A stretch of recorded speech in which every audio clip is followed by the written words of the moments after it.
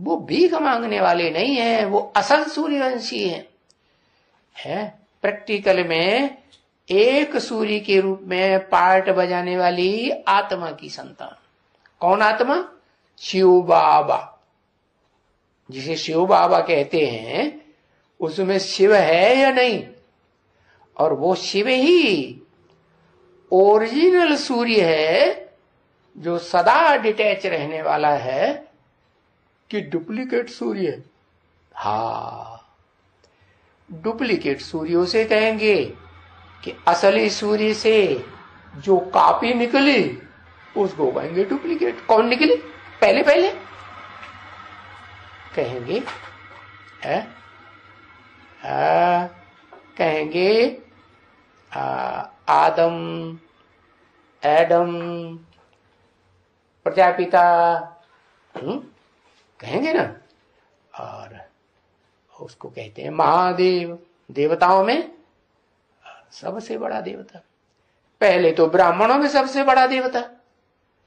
ब्राह्मणों में सबसे बड़ा देवता को क्या कहेंगे? ब्राह्मणों की चोटी।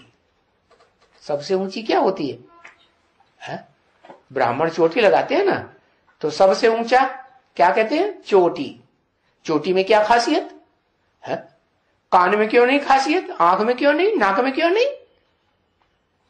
क्योंकि चोटी में जब गांठ लगाते हैं ना तो शिव बन जाता है? जब शादी होती है ना तो गांठ जोड़ते हैं ना, जोड़ते हैं कि नहीं? ये परंपरा कहां से पड़ी है? संगम युग से परंपरा पड़ी कि षष्ठी रूपी रंगमंच पर जो परम प्रकृति रूपी, परम ब्रह्म रूपी माता है उसकी गांठ किससे जुड़ती है? परम पुरुष शिव के साथ गांठ जुड़ती है बुद्धि की है। तो युगल हो गए ना। नाम क्या पड़ा? शिव। शिव माने क्या? पति। और बाबा माने पुरुष धन। तो दोनों की गांठ जुड़ गई।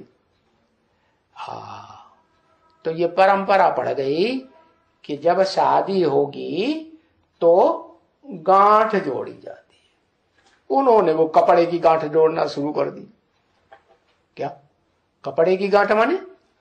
शरीर रूपी वस्त्र, उसकी गांठ जोड़ी माने शादी हो गई। बाबा भी कहते हैं बेकार में गए तो शादी। वास्तव में है गांठ कौन सी? बुद्धि की गांठ जुड़ जाए। क्या? जो पतित बुद्धि है वो पावन बुद्धि से मिलकर के पावन बन जाए। क्या? किसको फॉलो करे? पतित बुद्धि, कौड़ी समान बुद्धि किसको फॉलो करे? जो सदा रोशनी से भरपूर सूर्य जैसा है, सूर्य को फॉलो करे।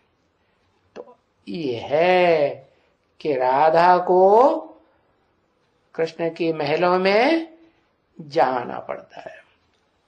दोनों का प्यार हो जाता है तो फिर बड़े होते हैं, समझदार होते हैं, बाप समान बनते हैं, तो फिर उनकी सगाई हो जाती है। दोनों समझदार बनते हैं कि एक समझदार एक बुद्धू? हाँ, जब तक स्वयंवर न हो तब तक क्या कहेंगे? उन दोनों बच्चों को बुद्धू कहेंगे कि समझदार कहेंगे? हाँ, बच्चा बुद्धि कहेंगे। तो बताया कि राधा और कृष्ण की जब संपन्न स्टेज होती है, समझदार बनते हैं, तो उनकी सगाई होती है। तब उनको कहा जाता है लक्ष्मी नारायण। कौन से लक्ष्मी नारायण? आदि लक्ष्मी नारायण। षष्ठी में शिव बाप आकर के क्या बनाते हैं? मनुष्य को साकार को याद करने की प्रैक्टिस में रहते हैं। भगवान किसको समझते हैं? एवरलास्टिंग शिव को समझते हैं ना, लेकिन उससे तो काम नहीं चलेगा। क्या वो शिव भी हेल्पलेस में भी ड्रामा के बंधन में क्या बांधा हुआ हूं? तो वही तो अकेला कुछ नहीं कर सकता। ऐसे भी कहते हैं अकेला चना बाढ़ नहीं बोलता। तो वो आत्मा भी जब तक डबल ना बने, क्या कैसे डबल? दो निया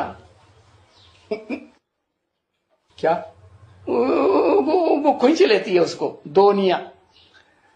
कौन ये दो निया? कौन है?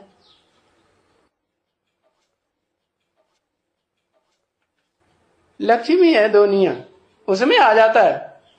शिव लक्ष्मी में आ जाता है। बेचारा उठ गया, नहीं तो उसकी जीत करा देते उसके सामने ही।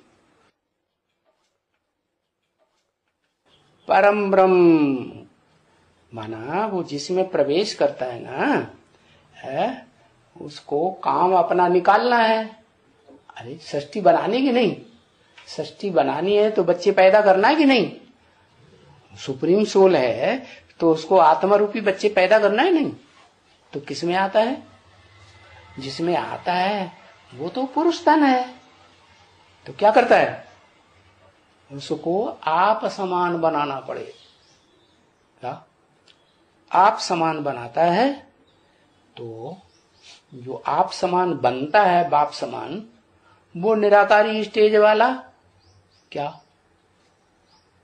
कैसा निराकारी बनेगा कि नहीं? क्या बनता है निराकारी?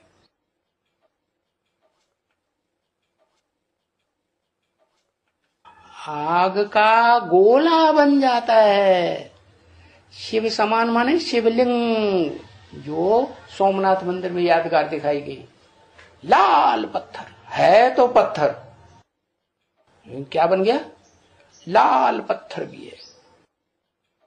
और उसमें शिव ने प्रवेश किया, लाइट ने प्रवेश कर लिया है।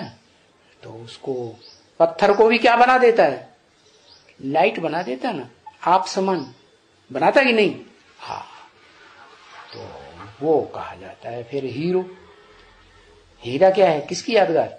हीरो पाटधारी की यादगार है हीरा। पत्थर भी है और हीरा भी है। तो बताया कि वो जो पत्थर है शिवलिंग, और जो बाप समान बनता है वो हीरा, दो हो गए कि एक है? क्या है? दो निया हो गई ना। तो अर्जुन का रथ दिखा दिया, एक रथ और एक अर्जुन। किसको कंट्रोल किया? शिवटे आकर के किसको कंट्रोल किया? रथ को कंट्रोल किया। ये मेरा रथ है, इसको कंट्रोल। तो रथ तो साकार हुआ ना।